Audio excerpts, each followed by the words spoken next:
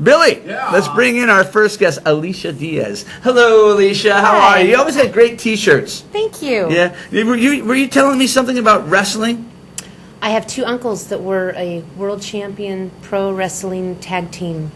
What were their names? They were known as the Brunetti Brothers. That's my maiden name. The Brunetti brothers. Where Brunetti were they Brothers. out of? Out of Salt Lake City, Utah. Okay, so they were on the circuit of the big-time wrestling or the WWE or the WWF, do you know? This was back in the day, so it'd probably be big-time wrestling? big time wrestling. If you Google Brunetti Brothers, you will see them, and it was my dad's brother and my mother's uncle, and that's how my parents met on April Fool's Day, was at one of their wrestling matches. Your parents met on April Fool's Day at a wrestling match. You would think that's how a sign. romantic. Yeah, it was great, but they traveled all around the country, all around the world wrestling. So is your Had the big family belt. into it? A little bit, not as much anymore as we used to be. My brother wrestled, some of my other family members wrestled. But Wrestled like organized school wrestling or Yeah, exactly. not the Not the pro stuff. Okay, all right. No. Okay. So how's the insurance business? Insurance business is good. Yeah. Growing as it should be. Hopefully we're getting more people insured because especially in the Valley, we've got about 39% of drivers are driving out there with no insurance. What? Yeah.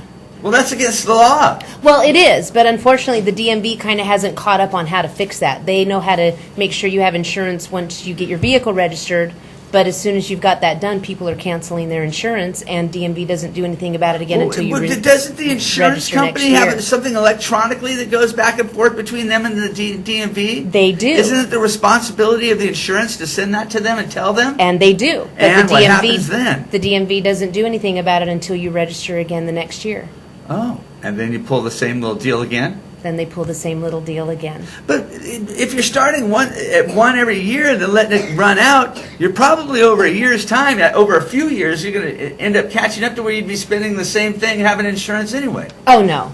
No, because somebody can get insurance for 1 month, especially certain companies like Farmers Insurance. We don't charge a big down payment up front. Okay. So they're just going to pay for 1 month, then they cancel. They don't pay anything for another 11 months. It's never going to catch up unless they get in an accident. Then it catches up, of course. So 39% sounds like an awful big number. It is. Most of the rest of the country, it's not that bad, but it is out here, especially in the Valley.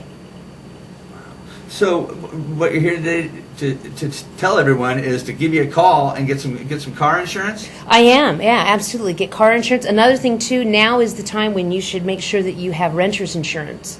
Because a lot of people, especially this week, they're taking off on Easter break. Uh-huh. I can't tell you how many people I see on Facebook going to Venice Beach this week, Right. going to Disneyland this week. Right. And I'm like, yeah, and the robbers now know that, too. After they'd just shown their brand new mailbox out front with the address on it, right? Exactly.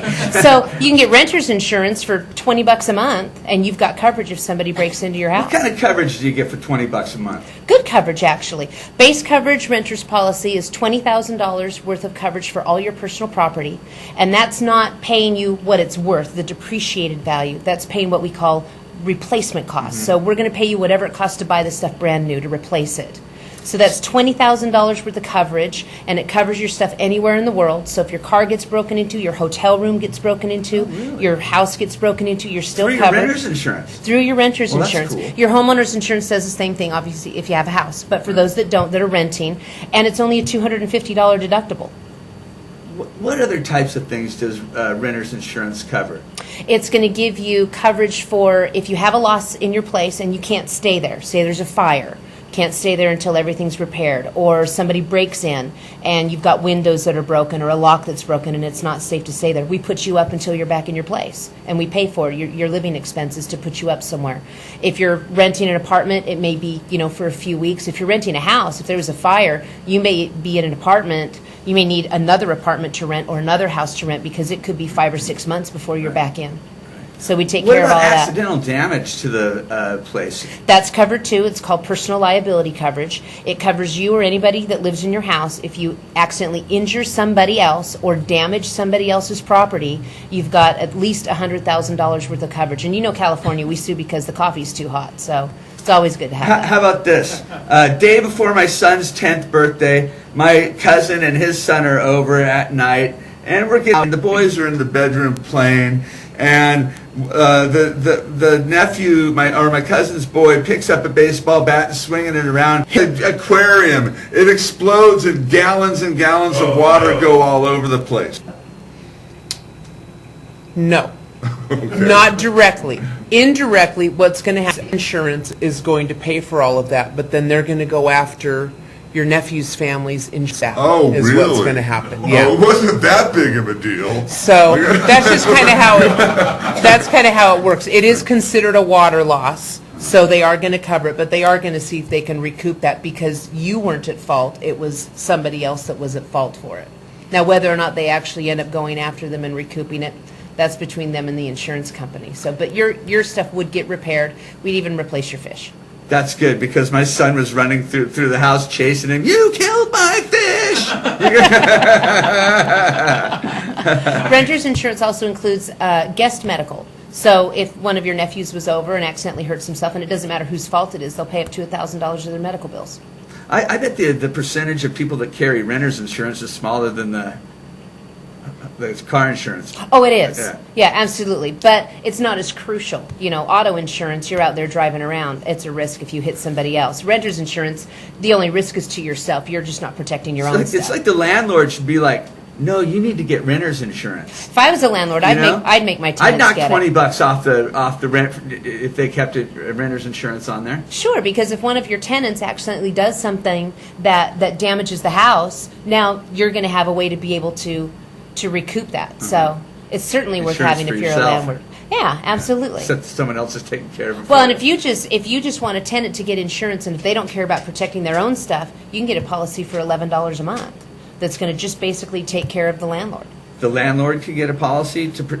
The tenant would get a policy that's really not going to do anything for their personal property, but if they do something to the house, there's $100,000 of coverage there that's going to protect them if the landlord For comes after $11. them. For $11 a month. It's pretty worth doing. That's smart. It's smart. Smart to do. Absolutely. And if you own a house, if you're renting a house, you probably bump it up to about $14 a month. Now you have $300,000 worth of coverage because a house is usually worth more than the apartment.